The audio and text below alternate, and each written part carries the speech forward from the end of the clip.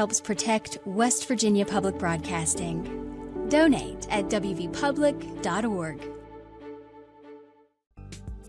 Make your contribution a sustaining donation with an auto-renewing membership. Once you set it up, you can sit back and never have to worry about your membership expiring. Sign up online or call today. You're watching West Virginia Public Broadcasting.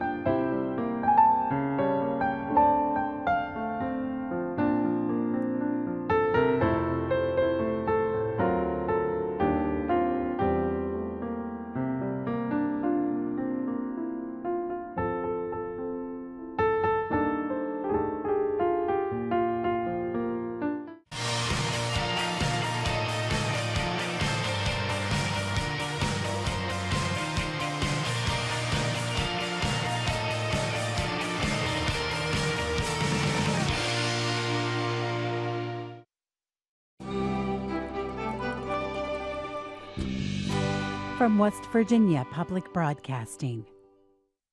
Support for the legislature today is provided by AARP West Virginia, your ally for real possibilities in the Mountain State.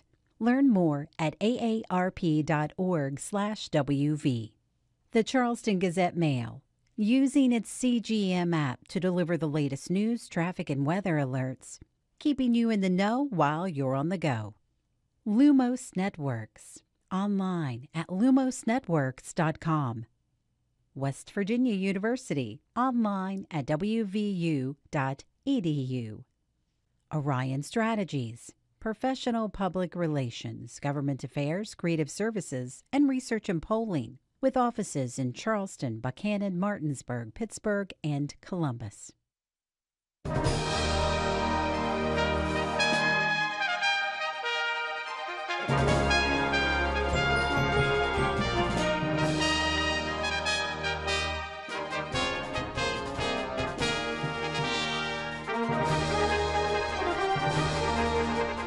Good evening and welcome to the legislature today. I'm Suzanne Higgins along with Dave Mistich. We've been following Senate action here all afternoon. Dave, the Senate received the message from the House, their version of Senate Bill 451. The Senate leadership then has unveiled their strike and insert amendment that they've apparently worked on all weekend. Bring us up to date to what's happening. That's right. So, the Senate came in this morning. They did not receive the House message this morning. They came back shortly. I think it was about just after 3 o'clock today. Senator Rucker, the Senate Education Chair, unveiled this new amendment to the House amendment. Basically, the two big ones that we need to point out here are that education savings accounts have been reinstated for parents with students with special needs. Those are capped at 1,000. Charter schools are now capped at 7. Also, another cap within charter schools is that only 2 could be authorized per year. Those are the two big ones. There's some other changes in the bill, but those are the two provisions, two components of this bill that everyone's been following along all session, and that's what they've unveiled today. But there was some contention on the floor on the part of minority members. One after another stood up, points of order, and some other details. Let us know what's going on. Sure. The big complaint that they had is that they did not have time to review this bill. There were some questions as to when it was entered into the system. At one point, someone said an hour. Senator Carmichael said it was about 10 minutes before they got going with the floor session. Regardless of that time, the Democrats argued that they had not had enough chance to review the bill.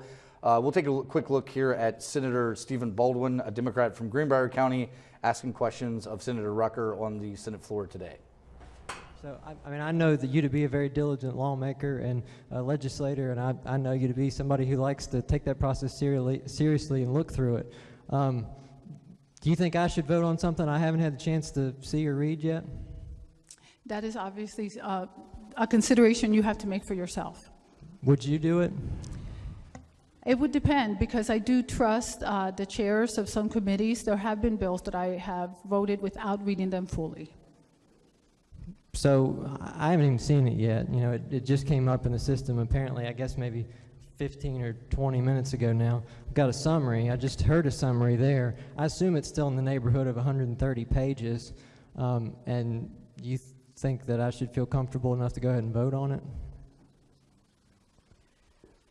Okay, from what my understanding is that there was access for all the members almost an hour ago with, again, a few changes that were made, just mostly technical. That's not what I understood from before. I believe the president told us it was available about 10 minutes ago, and that's been maybe 5 or 10 minutes ago. There was copies of the bill made available to some in the staff of both sides. Not to me. I've not seen anything, and I hear our staff saying the same thing. Okay, well, again, you would have to decide what you would want to do in terms of your vote. I fully intend to vote on this, yes. But you've had a chance to read it, right? Yep. I proposed the amendment, so yes. Right, and I haven't had a chance to read it, and I can't imagine you would think that I should vote on something I haven't read. Okay. It wasn't a question, but okay. Are there other? And we heard from other Democrats, Senator Mike Woelfel of Cabell County. He, of course, also objected to the amount of time that they had to review this bill. We'll take a quick look at what he had to say. You know, Mr. President, with all due respect, this is like legislation by ambush. I don't know how the people of our state are going to benefit from this type of approach to a comprehensive reform bill. I don't think that promotes the best interest of our youth. Thank you. And Dave, what were some of the other arguments against supporting the amendment? Well, we had some arguments from Democrats that obviously were opposed to it. Republicans, in the majority, are in support of this. We should point out that we've yet to get to a vote yet. The Senate's set to go back in there. We'll take a quick look at Senator Mike Romano of Harrison County. He's a Democrat. Here's what he had to say about the amendment to Senate Bill 451. I agree with my colleague from Cabell. This truly is legislation by ambush. It's amendment by ambush. I respect every one of you. I like every one of you. But there's no reason to push this out with 10 minutes to review. You all made the rule, and when I say you all, the majority party made the rule that required a 1-hour advance filing of any amendments. We're breaking our own rule. Why would we do that? We'll get this done. You're going to get it done. I don't know why we want to show the public of West Virginia that we don't care about the process, that we care more about passing legislation that allows us to check off a box. I urge a no vote on the amendment. And then, of course, leadership stood up in support of the amendment. We had heard from the education chair a moment ago, and then the judiciary chair stood up in support. That's right. And Senator Trump, he one of the things he had argued for really early on was this non-severability clause. We should point out that that is still out of the bill in the Senate's amendment to the House amendment. We'll take a quick look at Senate Judiciary Chair Charles Trump and his support of Senate Bill 451. The bill that left the Senate a couple weeks ago, 451, provided for unlimited charter schools in West Virginia. This amendment to the amendment does not. It places a hard cap of seven charter schools throughout the entire state of West Virginia and a limit of 2 charter schools per year. Just 2 per year. I can make the argument, and many have, that it's not enough choice. But it is, I think, crafted in an effort to compromise with the House of Delegates to present to them something that they might be able to garner a majority of their members to vote in favor of.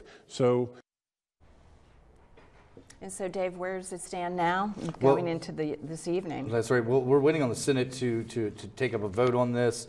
The House, we should point out, has adjourned until 11 a.m. Tuesday. That means that any further action on the House side will not take place tonight.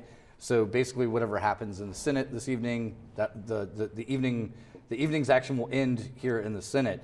The House, of course, whenever this gets back over there, they have the option to concur with the Senate's amendments or refuse and send the bill to conference committee.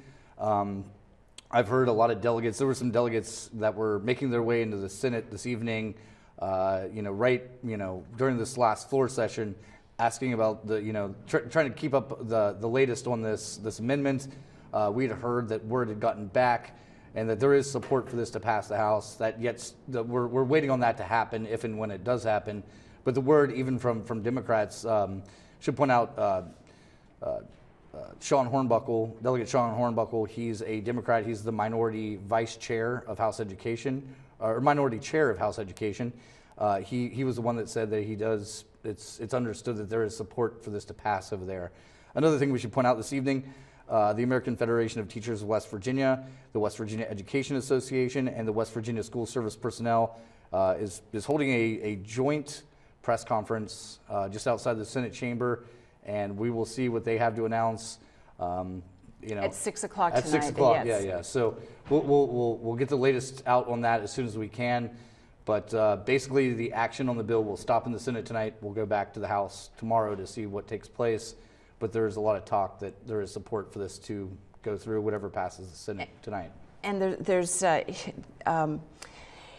again, we're back to, we can feel it over here in the Senate, some really, really hard feelings between, how this has been played out and the maneuvering to get to where we are. That's right. And again, like we've seen, and the reason for this break, that they took this evening, it was all came down to the Democrats wanting more time. Again, this is a huge piece of legislation. Going through every component, being able to see what came in, back into the bill, what changed from the House. This is the first time that they've taken a look at it since this bill passed at the beginning of some time ago, more than, I think it was a couple weeks ago at this point. So really just trying to get an idea of where things stand, and it's going to be really interesting when this goes to vote here, but I think a lot of people are guessing the outcome over in the House at this point. So. All right. Thank you so much, Dave. We appreciate it. Great. It was Advanced Technology Center Day today at the Capitol when West Virginia's 2 advanced technology centers were showcased. Randy Yohe reports. My dad had actually worked in the IT field, and he told me about all the job opportunities.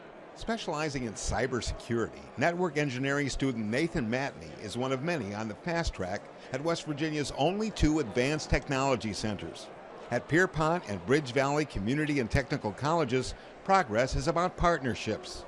Many in-demand programs like electric utilities, licensed practical nursing, and information technology offer 100% job placement. Students spend half of the time in the classroom learning the academic components of the program, and then the rest of the week they're at First Energy learning the trades of the job.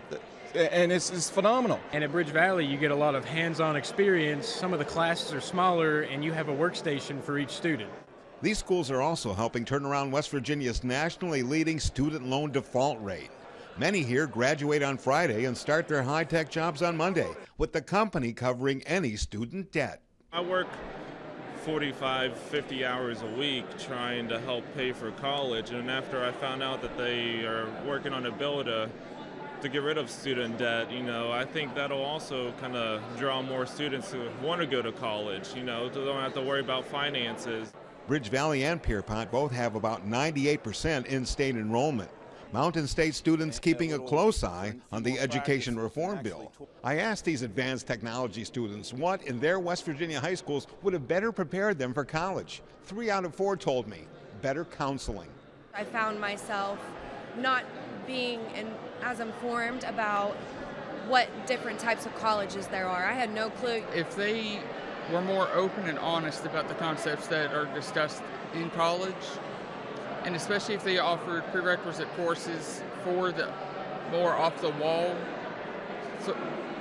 courses. We have an advanced manufacturing technology program that we partner with Toyota and some other companies that build a multi-skilled maintenance program.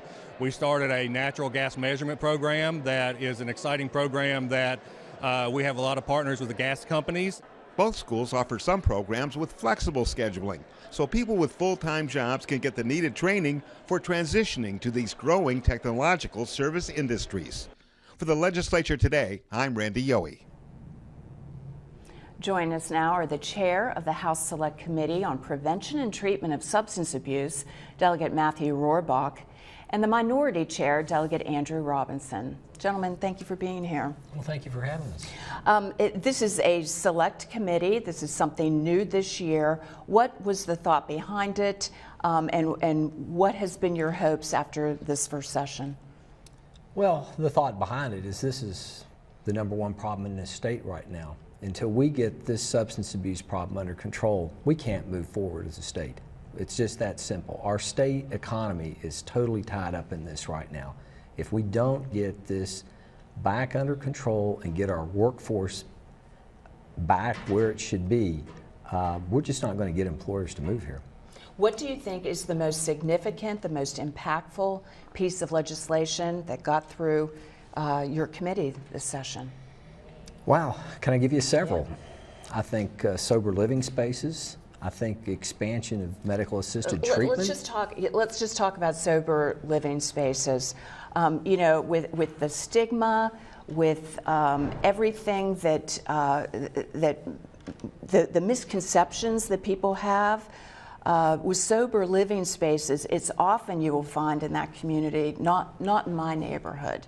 So what does the bill do, and you know, how do you address that kind of attitude still? Well, what the bill does is it takes into account that under federal Fair Housing Act law, we cannot discriminate against people with substance abuse. So a lot of city and county ordinances can't apply. What these spaces do is they say, okay, if you want to comply, then you can get state and federal funding. If you don't want to comply, then you don't.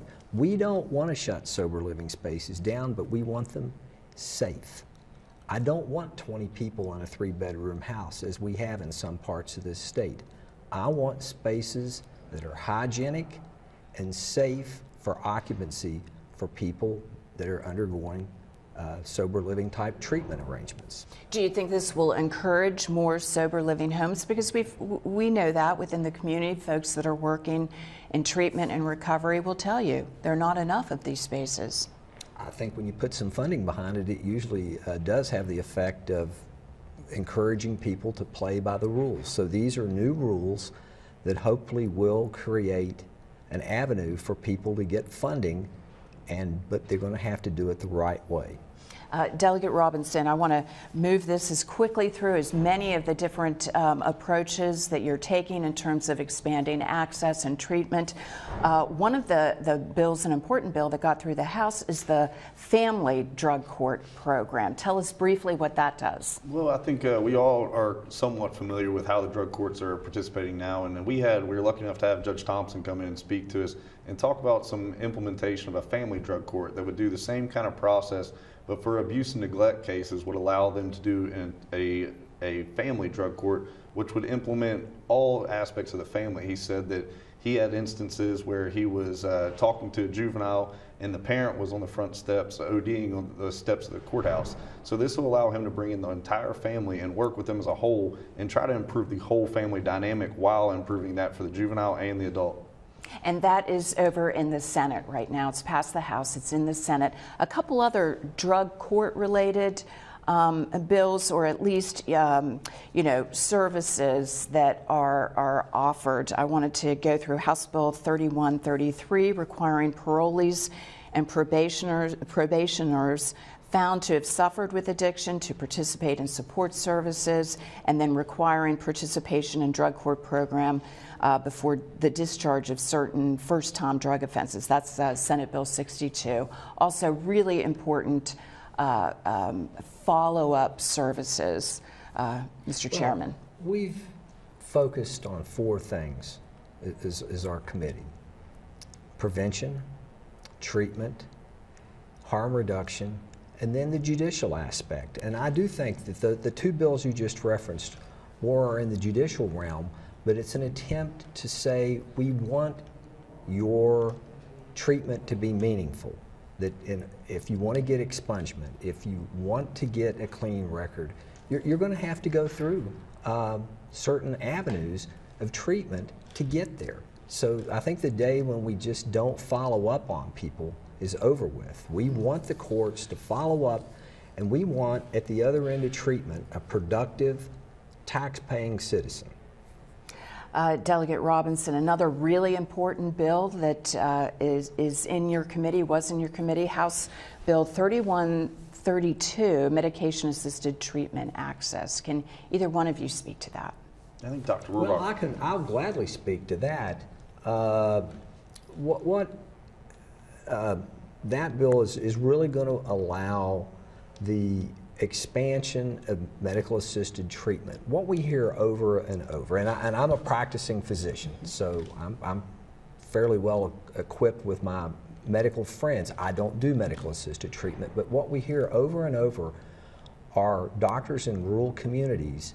They don't want to fool with the paperwork to be a treatment center, but they say, you know, I've got 20, 30 people here in my community that I would like to treat.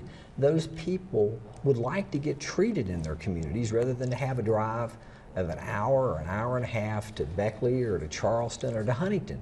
So this is an attempt to get local doctors to treat people, and it also, if you can get things local, you're more apt to do it. Just pure and simple. It's going to be easier for a patient to go to a doctor that they, you know, have a familiarity with, a connection with, and there's more confidence there, confidentiality. There's no doubt about it that will help, and that's what we hear over and over from our rural doctors. We just like to treat our patients, and that's what that bill is an attempt to do. And I'm thinking House Bill, now where is that bill, 3132? Just passed it out of the House. I believe it's going to either first or second reading on the House floor. Yeah. Okay, terrific. Yeah. We'll be following that. House Bill 2350, allowing APRNs with training to counsel folks that are being currently treated, the medication-assisted treatment.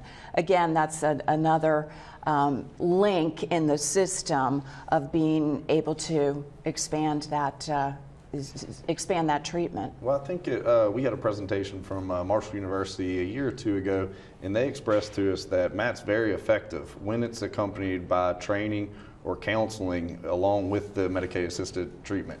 So if we can find more people to provide that treatment, we can expand that and be more successful at medical-assisted treatment. Mr. Chairman, if we could, again, you've mentioned that you are a physician. If we could speak more broadly to, we've just looked at some of the key pieces of coming from your committee, but then there's the governor, and the governor has his vision of what he's doing, and then there's the Senate. I mean, is there a coordination? What do you see happening? Are things linking? Are you interfacing with the Governor's Council on Substance Abuse and Treatment?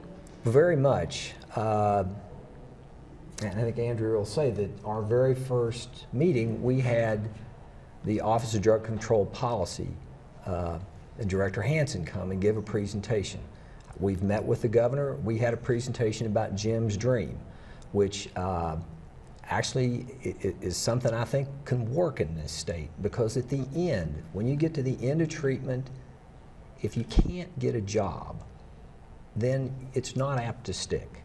You're just going to go back into your old ways. So combining treatment with job and vocational training so you can come out at the other end with a skill to be able to get a job and be productive again, I think that makes all the difference in the world. So I can guarantee you that there's very much a coordination, and I'm, along with Senator Takubo, on a national council now for substance abuse, and we went to a meeting in the end of January in New Orleans about this and met with people from 22 other states to hear what they're doing. And I am pleased to say that actually we've got several things that I think we're kind of leading the way in, and Jim's Dream is one of them.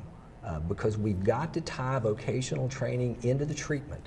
And to remind our audience about what Jim's Dream, if you could give, just a highlight of that. Jim's Dream is that as people are going through their outpatient medical assisted treatment or abstinence-based treatment, then as part of that, they are going to undergo an opportunity to participate in job skill training. So then when they're off treatment, then they'll have a skill that will make them employable. And as part of Jim's dream, if they go through this, they complete all the training, they complete the treatment, then their misdemeanors will be expunged. So again, they'll have a clean record, and they can go out and hopefully get a job and be productive citizens again. And that hopefully will keep them from falling back into some of the traps that they fell into before. Okay. Delegate Robinson, in the few moments that we have left, any final thoughts about the work of this committee or your hopes for the legislation that is over in the Senate right now? Well, I think it's very important to point out that over the last 2 years that I served before this year, it's been very difficult and a very difficult partisan divide, and we've been able to get into this committee and I think be one of the more productive committees, bipartisan, and we've pushed forward a lot of good legislation, and hopefully the Senate picks it up and runs with it. Sometimes that's out of our hand as much as we can come over and try to push it along, but I think we've done very good work, and I applaud Delegate Rohrbach for leading us in that direction. Chairman Rohrbach, some final thoughts tonight. Well, I will tell you that we take this problem very seriously. We have a wonderful personnel in the Office of Drug Control Policy, and Director Hansen, and he and I and Andrew and the governor and the senators were serious about getting this problem turned around. So we are starting to see some results in my community in Huntington, but we need more results. But I just ask people to stay with us because we're working as hard as we can work, and hopefully we're going to see some more results soon. All right, Delegate Matthew Rohrbach, Chair of the House Select Committee on Prevention and Treatment of Substance Abuse, and Minority Chair Delegate Andrew Robinson. Thank you both for joining us tonight. Thank you. And thank you for having us. Tomorrow on the legislature today, in addition to an update on the education bill, an in-depth report on multiple criminal justice reform bills. We'll also be joined by the Commissioner of the West Virginia Division of Corrections and Rehabilitations. I'm Suzanne Higgins. For everyone here at West Virginia Public Broadcasting, thanks for joining us. Have a great evening.